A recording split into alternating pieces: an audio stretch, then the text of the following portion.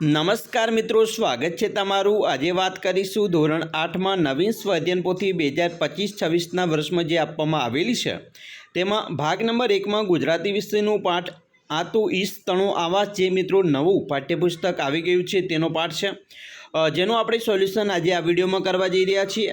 ચાલો વિદ્યાર્થી મિત્રો વિડીયોની શરૂઆત કરીએ તેના પહેલાં તમે ખાસ ચેનલમાં નવા છો તો ચેનલને પણ અવશ્ય સબસ્ક્રાઈબ કરી વિડીયોને લાઇક અને શેર કરવાનું પણ ન ભૂલતા। આ તો ઈશ તણો આવાસ જેની અંદર મિત્રો પ્રશ્ન 1 છે। ઉદાહરણ મુજબ પૂર્વ પ્રત્યય ધરાવતા શબ્દો લખો અને તેનો અર્થ જણાવો। અહીંયા તમે જોઈ શકો છો પૂર્વ પ્રત્યય છે નવ એટલે નવનિર્માણ થાય, એનો શબ્દોનો અર્થ થાય છે નવનિર્માણ। પૂર્વ પ્રત્યય પ્રતિ લાગશે પ્રતિદિન, શબ્દોનો અર્થ થાય છે દરેક દિવસ। તેવી રીતે છે નવચેતના, એમનો અર્થ થાય છે નવી ચેતના।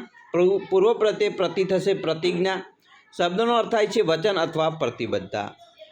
પૂર્વ પ્રત્યય છે નવ રચના, જેનો અર્થ થશે નવી રચના। પ્રત્યય થશે પ્રતિબિંબ અને શબ્દનો અર્થ છે પ્રતિચિત્ર આઈનો પ્રતિબિંબ। પછી છે નવસર્જન એટલે કે નવસર્જન, પ્રતિસ્પર્ધા એકબીજાની સામે સ્પર્ધા। નવજીવન નવજીવન, પ્રતિશોધ અને બદલો। તો આવી રીતે આપણે મિત્રો લખી શકીએ છીએ। પ્રશ્ન મિત્રો 2 છે, શબ્દનો અર્થ ધારી સાચા અર્થ નીચે મિત્રો ખરાની નિશાની અહીંયા કરેલી છે ઉદાહરણ પ્રમાણે, એમાં આપણે જોઈએ। પહેલું છે પ્રતિપળ એટલે કે સંભાળ અને પળેપળ, બરાબર। તો એવી રીતે ઈશ એટલે મિત્રો માલિક, પરમેશ્વર, ધણી, ઈશ્વર। આવાસ એટલે મિત્રો થશે ઘર, નિવાસસ્થાન, વસવાટ અને ઓરડો। હાસ એટલે હાસ્ય અને હસવું તે। અધરું એટલે ઉતાવળું, ચંચળ અને અધીરું। સહિયારું એટલે ભેગું, ભાગવાળું અને વહેંચ્યું ન હોય તેવું। પ્રશ્ન મિત્રો 3, આપેલા વાક્યમાં રેખાંકિત શબ્દને સ્થાને કૌંસમાં આપેલા શબ્દનો ઉપયોગ કરી નવું વાક્ય બનાવો। અહીંયા ઉદાહરણ આપેલું છે, નરસિંહ મહેતાએ શ્રી કૃષ્ણને પોતાના સ્વામી કહ્યા છે, એટલે કે દાસ। તો નરસિંહ મહેતાએ પોતાને શ્રી કૃષ્ણના દાસ ગણાવે છે। તેવી રીતે મિત્રો અહીંયા જોઈ શકો છો તમે કે પહેલું છે પુષ્પતણી પાંદડીએ બેસી હસતું કોણ ચિરંતર હાસ એટલે કે રુદન શબ્દનો ઉપયોગ કરીએ તો પુષ્પતણી પાંદડીએ બેસી કોણ નિરંતર રુદન કરતું। તેવી રીતે બીજું છે, આ તો ઈશ તણો આવાસ કાવ્યમાં કવિએ અથરું ન થવાની સલાહ આપી છે, તો અથરું એટલે ધીરું, એનો ઉપયોગ કરીએ તો આ તો ઈશ તણો આવાસ કાવ્યમાં કવિએ ધીરું ચાલવાની સલાહ આપી છે। તેવી રીતે ત્રીજું છે, સરદાર વલ્લભભાઈ પટેલ અખંડ ભારતના શિલ્પી કહેવાયા। અખંડ એટલે ખંડિત આપણે ઉપયોગ કરીએ તો સરદાર વલ્લભભાઈ પટેલે ભારતને ખંડિત થતું બચાવ્યું। ચોથું, બાપુના આશ્રમમાં શ્રમયજ્ઞ ચાલતો હોય ત્યારે કોઈ નવરું બેસે નહીં। અહીં આપણે કામગરુ શબ્દનો ઉપયોગ કરીએ તો બાપુના આશ્રમમાં શ્રમયજ્ઞ ચાલતો હોય ત્યારે બધા જ કામગરા વ્યક્તિ કામ કરતા હતા। 5, સુધાકર આકાશમાંથી સુધા વરસાવી રહ્યો હતો, અહીંયા ઝેરનો ઉપયોગ કરીએ તો સુધાકર આકાશમાંથી કદી પણ ઝેર વરસે નહીં। પ્રશ્ન મિત્રો 4ની વાત કરીએ, કાવ્યને આધારે સાચો વિકલ્પ પસંદ કરી લખો। અહીંયા પહેલું છે આ તો ઈશ તણો આવાસ એટલે, તો અહીંયા આપણે મિત્રો લખવાનું છે, અહીંયા જે જગ્યા આપેલી છે ત્યાં લખવાનું થશે બી, આ પૃથ્વી પશુ પક્ષી અને પ્રાણી માત્રનું નિવાસસ્થાન છે। બીજું, તું આમંત્રિત અતિથિ એનો નહીં, સ્વામી નહીં દાસ, આ પંક્તિનો સાચો અર્થ જણાવો। તો અહીંયા મિત્રો થશે સાચો અર્થ થશે સી, આપણે સૌ આ પૃથ્વી પર આમંત્રિત છીએ, પૃથ્વીના સ્વામી કે દાસ નથી, જે આપણે અહીંયા લખીશું। 3, વેર તો પ્રતિપળ હેતનું હાસ, અહીંયા આપણે લખીશું ઈશ્વર દરેક ક્ષણે હાસ્યરૂપી હેત વરસાવતો રહે છે, જે આપણે અહીંયા એ સ્વરૂપે લખીશું। 4, સૌ સાથે વહેંચીને ખાજે રામની દીધેલી રોટી, તો અહીંયા આપણે લખીશું બી, ઈશ્વરે આપેલું અન્ન આપણે પરસ્પર વહેંચીને ખાવું જોઈએ। 5, અખંડ ચાલે બ્રહ્મચિચોડો એટલે શું, તો અહીંયા મિત્રો થશે એ ઓપ્શન લખવાનો છે, ઈશ્વરનો બ્રહ્મરૂપી ચીચોડો નિરંતર ચાલ્યા કરે છે।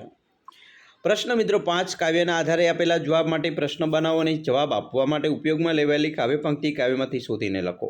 અહીંયા મિત્રો સરસ મજાની જે કાવ્ય પંક્તિ આપેલી છે એના આધારે આપણે પ્રશ્નોના જવાબ આપીએ તો પ્રશ્ન મિત્રો બનાવવાનો છે, જવાબ છે કે ભાઈ ધરતીએ લીલી ચાદર ઓઢી છે એટલે ધરતી સુહાગણ લાગે છે, તો એનો પ્રશ્ન થશે કે ધરતીએ કેવી ચાદર ઓઢી છે અને તે કેવી લાગે છે, બરાબર। એનો મિત્રો અહીંયા કાવ્ય પંક્તિ થશે કે ભાઈ આ વસંત ખીલે સતપાંખડી હરી આવો ને, આ ધરતીએ ધર્યા સુહાગ હવે તો હરી આવો ને। તેવી રીતે બીજું છે કે આકાશમાં શું રેલાઈ રહ્યું છે અને તારલિયા કેવી રીતે વેરાયા છે, તો કે આકાશ પર ચંદ્રની ચાંદની રેલાઈ રહી છે અને તારલિયા ફૂલની માફક વેરાય છે. કાવ્ય પંક્તિ છે કે આ ચંદરવો કરે ચાંદની હરી આવો ને, વેર્યા તારલિયાના ફૂલ હવે તો હરી આવો ને. તેવી રીતે મિત્રો અહીંયા ત્રીજું છે, આકાશમાં મયંકરૂપી મણિ તપી રહ્યું છે. તો કે પ્રશ્ન બનશે આકાશમાં શું તપી રહ્યું છે? તો કાવ્ય પંક્તિ છે કે આ માથે મયંકનો મણિ તપે હરી આવો ને, એવા આવો જીવન મણિ માવ હવે તો હરી આવો ને. ચોથો મિત્રો પ્રશ્નો છે, એનો જવાબ આપણે જોઈએ તો તલાવડી ચાંદનીથી ભરેલી અને પાળ ફૂલેથી બાંધેલી છે. તો અહીંયા મિત્રો કાવ્ય પંક્તિ થશે, પ્રશ્ન થશે તલાવડી શાનાથી ભરેલી છે અને તેની પાળ શેનાથી બાંધેલી છે? જેની કાવ્ય પંક્તિ મિત્રો આપણે જોઈએ તો આ ચાંદની ભરી છે તલાવડી હરી આવો ને, ફૂલડીએ બાંધી પાળ હવે તો હરી આવો ને.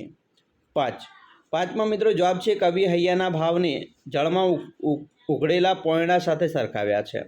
તો અહીંયા કવિ હૈયાના ભાવને કોની સાથે સરખાવ્યા છે? તો કાવ્ય પંક્તિ થશે કે મારા કાળજા કેરી કુંજમાં હરી આવો ને, મારા આતમ સરોવર ઘાટ હવે તો હરી આવો ને.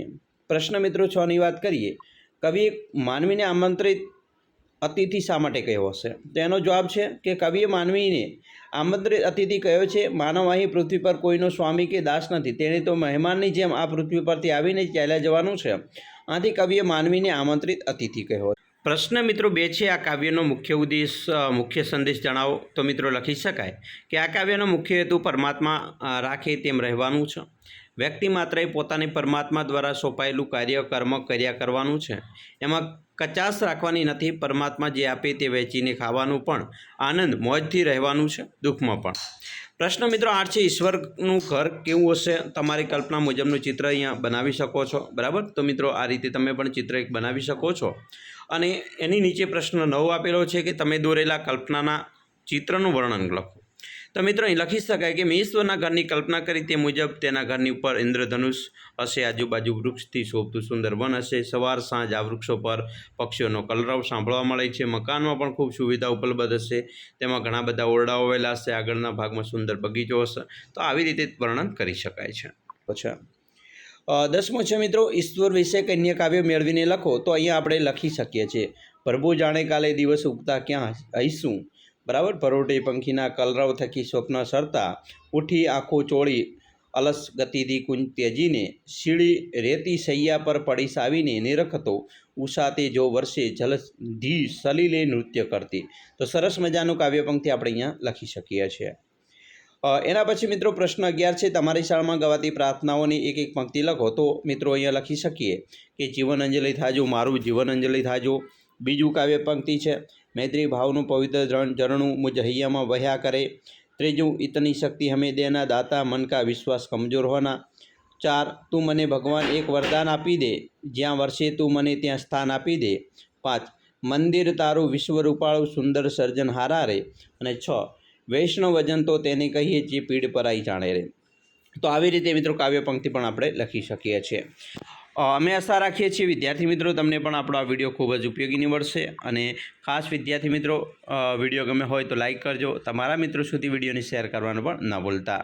અને ચેનલમાં નવા છો તો ચેનલને અવશ્ય સબસ્ક્રાઈબ કરી લેજો, જેથી કરે અમે ધોરણ 8ના મિત્રો જે નવી સ્વાધ્યાય પોથી આવેલી છે અને અલગ અલગ પ્રકારના જે પ્રશ્નો છે તમારા, એ તમામનું સોલ્યુશન આપણી ચેનલની અંદર મિત્રો મૂકી દઈશું, જેથી તમને મિત્રો ખૂબ જ આપણી ચેનલના માધ્યમથી તમને ધોરણ 8ની અંદર તમામ પ્રકારનું સોલ્યુશન મળી રહે.